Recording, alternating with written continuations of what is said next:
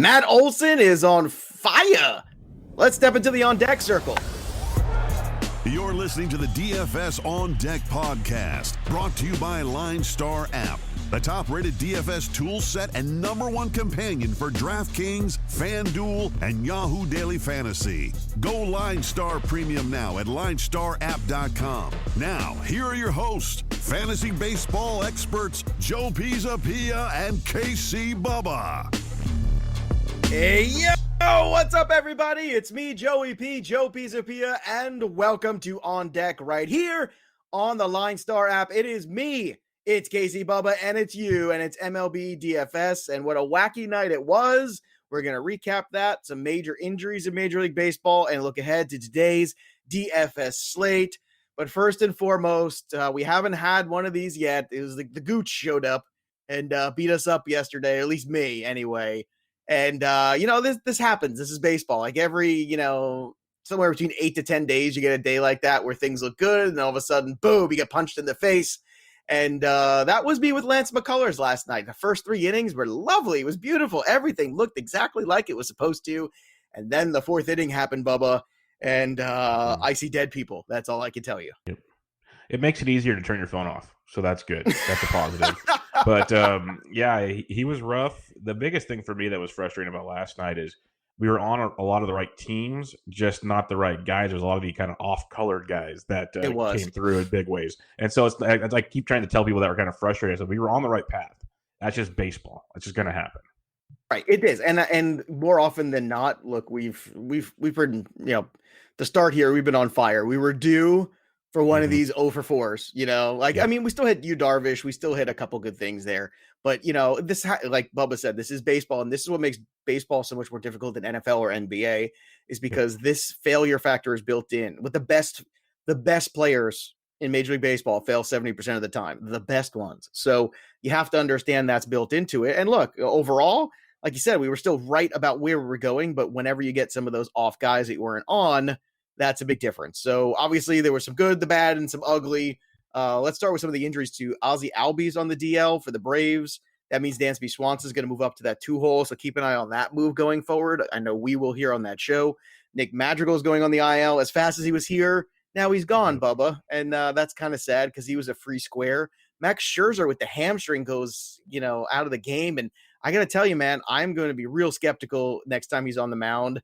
I'm going to be really afraid. I want to see what that price is. And even if it's a discount, I'm a little gun shy right now about Scherzer. And that's sad because I'm almost starting to feel like maybe the body is breaking down on him a little bit after all these innings, after all these great performances. So how do you feel about Scherzer going forward now these next few weeks? Because they say he's going to make his next start, but color me concerned. I'm very concerned. If anybody can go through it at Scherzer, we saw it in the postseason where he missed like a start 2 days later, he comes back and deals. But it is very concerning. The more frustrating part to it is the game was on MLB Network. I'm watching the game. He gets pulled. Then they show footage pregame where he's wincing in his bullpen getting loose while Eric Fetty's throwing long toss getting loose because they're basically planning on having to use Fetty because Scherzer doesn't feel great. So why did you put Scherzer out there? That's where I got real frustrated. But, I would be concerned if I'm a Scherzer owner and going forward, I might need to see another start. I'm with you on that. By the way, speaking of why are we going forward with things, I think the Yankees have to start asking themselves that with J Happ. His ERA is at 10 now. You can hear, if you listen closely, if you put your ear real close to the show, you can hear all those shares of Clark Schmidt starting to heat up, starting to smolder a little bit. So keep an eye out on that. Yeah, I mean, God, I still can't get over that Mets game, though, that Rick Porcello got a W yesterday. At least Juan Soto's back. I guess that's that's the one lone bright spot. The Marlins won both ends of their doubleheader. Dude, I know they're playing the Orioles, but the Marlins are undefeated since they returned.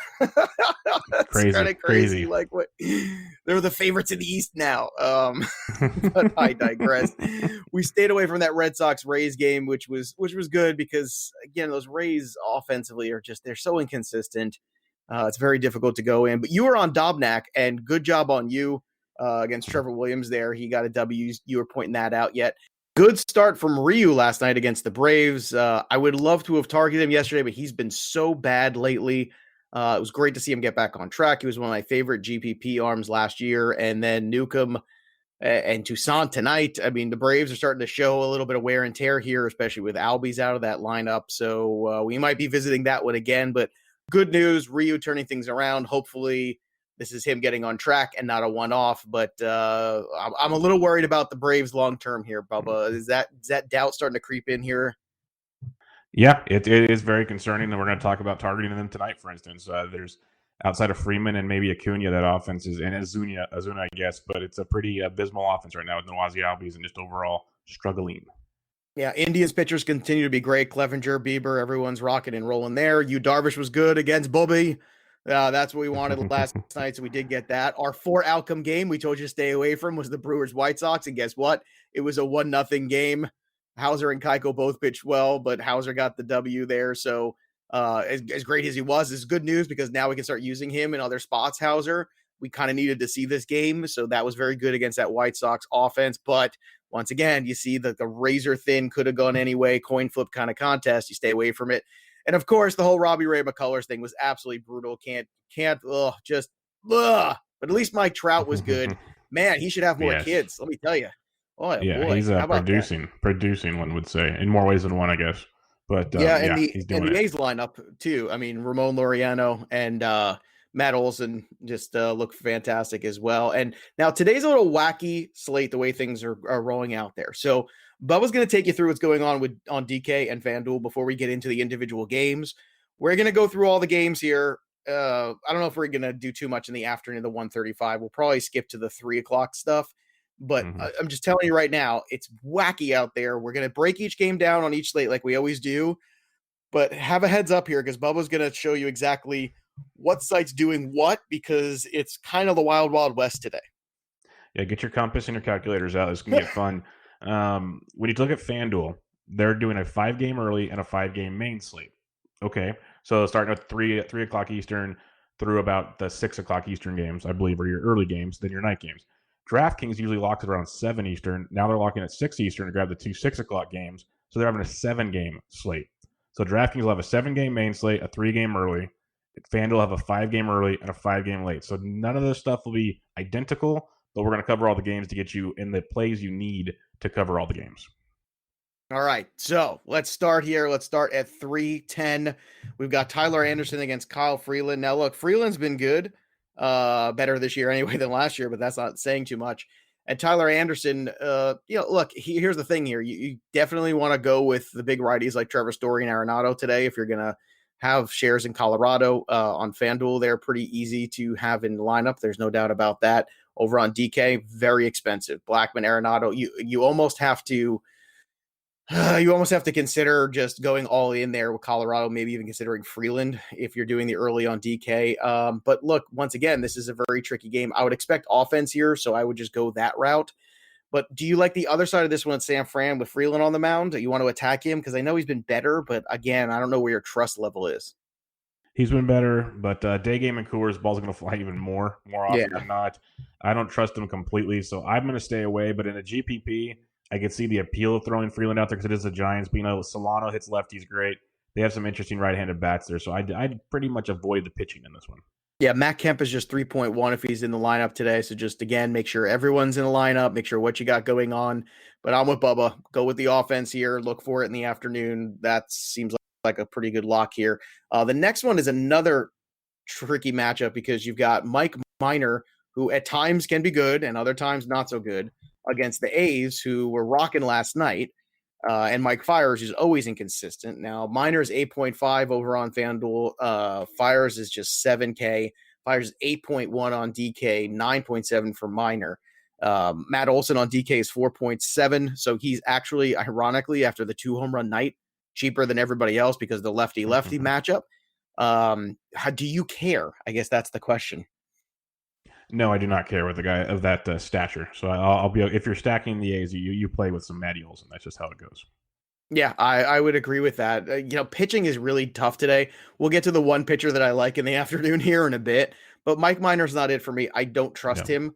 With Fiers, you always know he can be a gas can too. So Willie Calhoun at 3.7 over on DK is a good value in terms of on the FanDuel side. Elvis Andrus is just 2.5. Willie Calhoun is just 2.2. And Joey Gallo is only 3.8. So, Yeah. they're pretty affordable. The Texas side of this game is actually more on the affordable side. You're not getting look, in terms of the A's bats, everybody's basically around 3K, including Matt Olson on FanDuel, which is a different story than on DK. All the other righties are priced up against Mike Minor. So that's an interesting trend. Anything else here to point out, Bubba, that pops to you?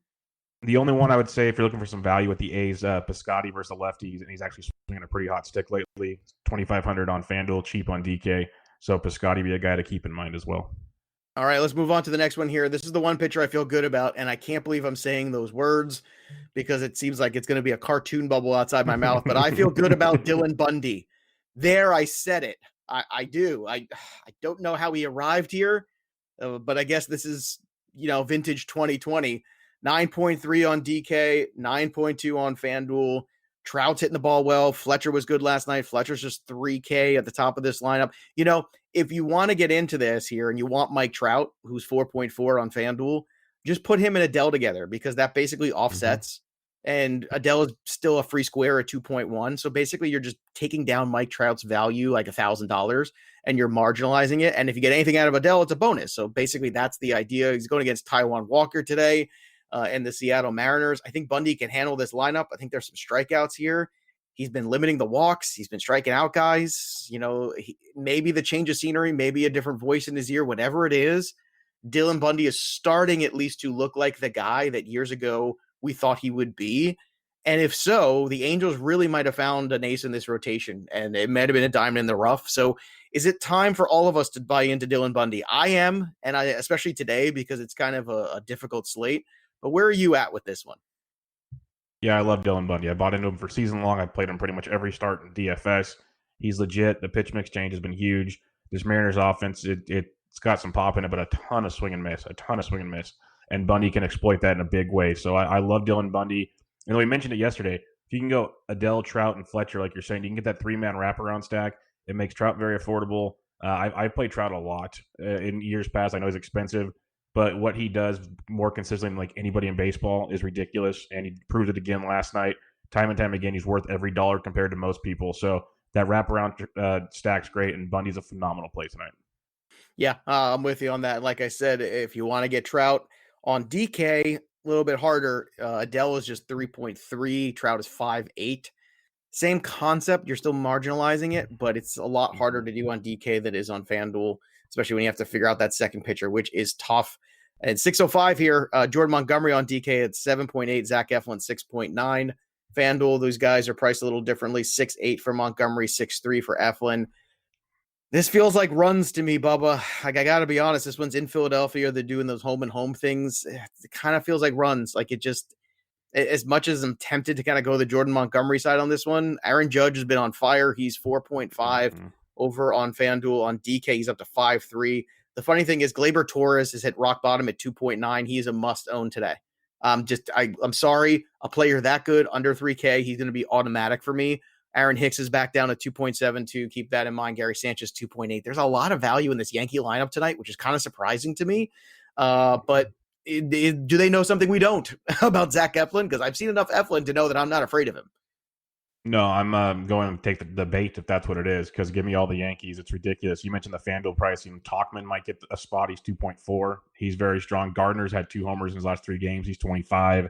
If you're looking for more value with the Yanks, I think Judge is worth every penny. If you look at Judge's numbers for his right-handed pitching the last few seasons, it's ridiculous. He smokes them. He's smoking everybody right now, period. But he's strong. And then Gio Urshela, he's expensive on DK, which will get him like no ownership, but 3.2 on FanDuel, I think is very strong for another guy that's hidden well. This whole lineup is a strong way to go about it. I think Judge is almost a must tonight, even though he's expensive.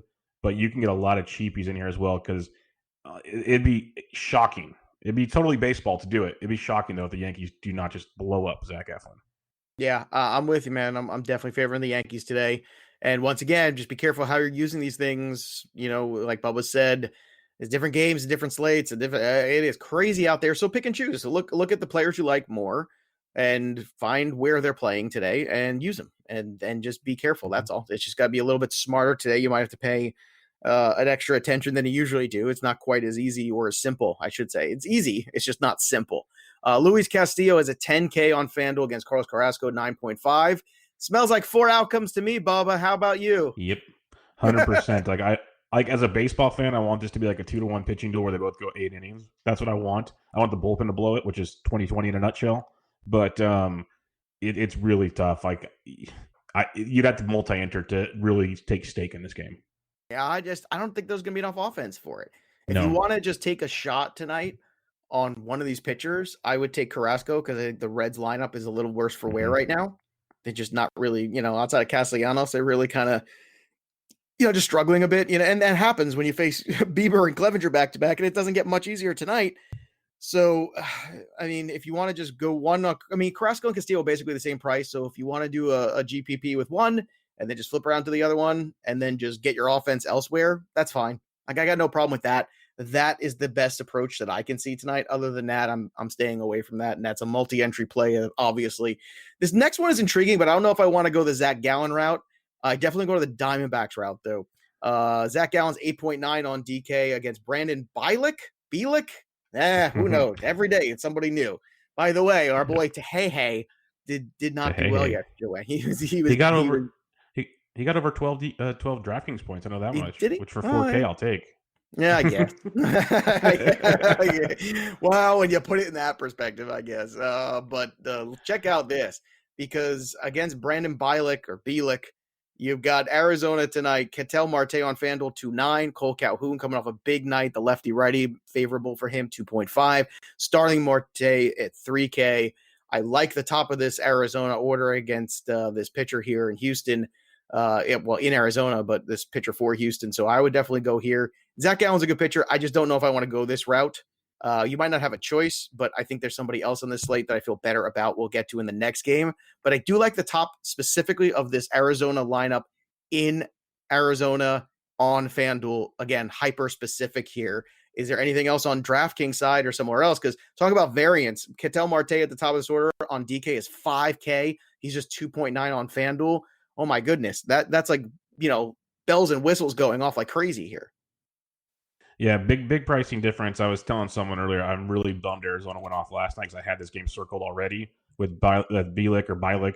And then you get this beat up Houston bullpen because Bielik shouldn't go deep. He hasn't been stretched out yet. So this is a great spot for Arizona. Super cheap, like you said, on FanDuel.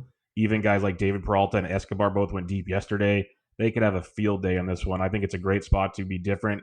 I like him on DraftKings because the Yankees will be the popular play, and then you can go D-backs, but they are a lot pricier, that's for sure. Yeah, you know what? It's with the limited options tonight. I feel good about them, regardless of how high any ownership is. But you take the value, or you can get the value. But you're right; it's going to be more attention on it after last night. If McCullers was smoking good last night for the whole game instead of 3 innings, we would be loving this so much more. But I'm still liking it enough. We're still in like, maybe I'm not in love, but I'm in like.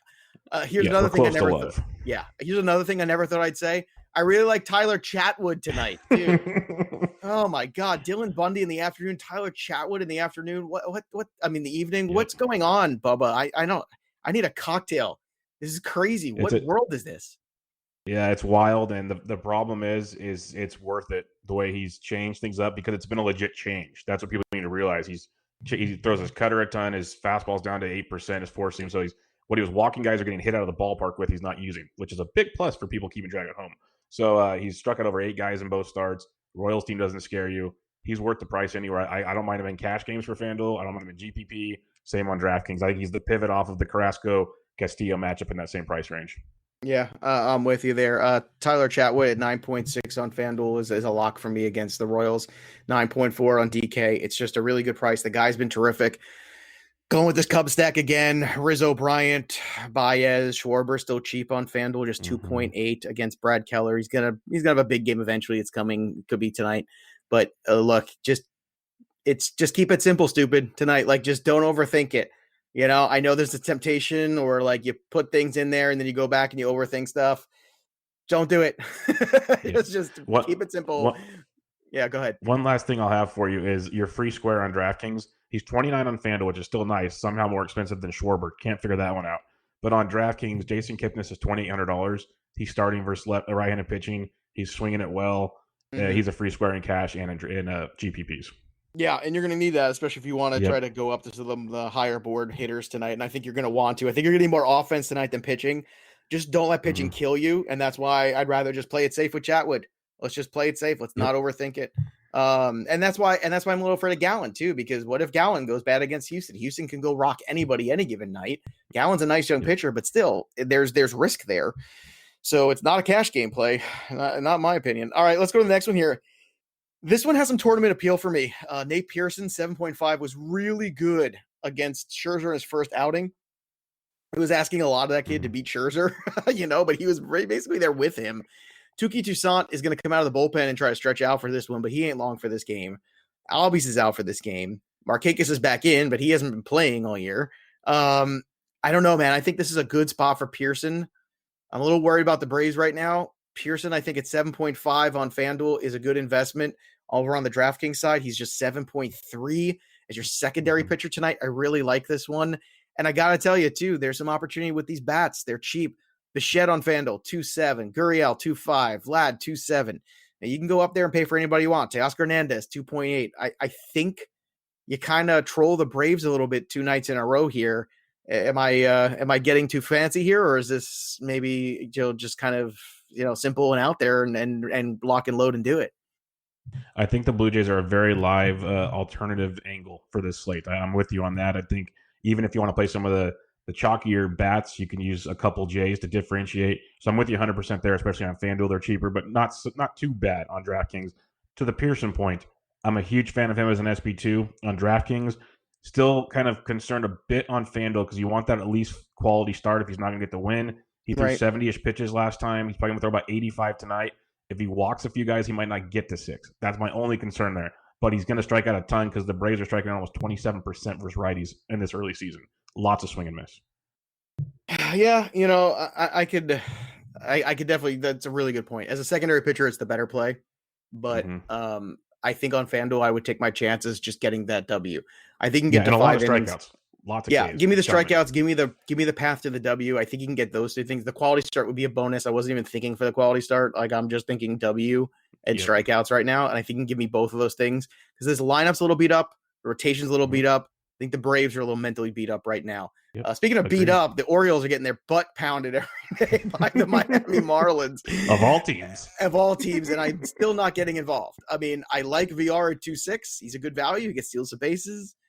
Aguilar's showed some pop a little bit this year. But I don't know. You see Austin Hayes get dropped in the lineup too. He's been off to a slow start. I can't do it, Bubba. Are you on this one at all? Because I just can't. Like I want to be because it's Wade LeBlanc versus Yamamoto, and Yamamoto's going like 3 or 4 innings. LeBlanc's LeBlanc. Like these guys, real baseball teams would tee off on these 2 pitchers. We've seen slight chances there. There's just so many better options that aren't going to frustrate you. Would you be shocked if this went into 10-8? No, but I don't know if I want to waste my energy on it, to be honest. And the last one, we have Josh Lim Bloom, 6.5K over on FanDuel, very cheap against Gio Gonzalez, 6.1. 5.3 for Lim Bloom. Do you see how cheap he is on DK? Yep. I imagine ownership's going to be through the roof on him, and he's got the upside. It's just a tough line. Like, this reeks of multi-entry tournament. It just does because Lim Bloom could go out there, strike out 7 guys, get a W, and be great. But you have to understand that there's a downside here because this White Sox lineup could show up and just pummel anybody. And for me, tonight, I'm going to play it safe tonight. There's not a full slate of games. I'm going to play it safe. I'm going to stick to what I think is going to work. I'm going to not get too fancy, try to play a lot of cash and try to make some money that way. I think that for me is the best approach.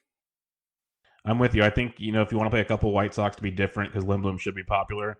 I don't mind like the Moncadas, the Lou Bobs of the world. Avisel Garcia hits lefties well. So if you want a cheapie at 2,800 on FanDuel, but overall it's the tough one because the Brewers bats have been ice cold.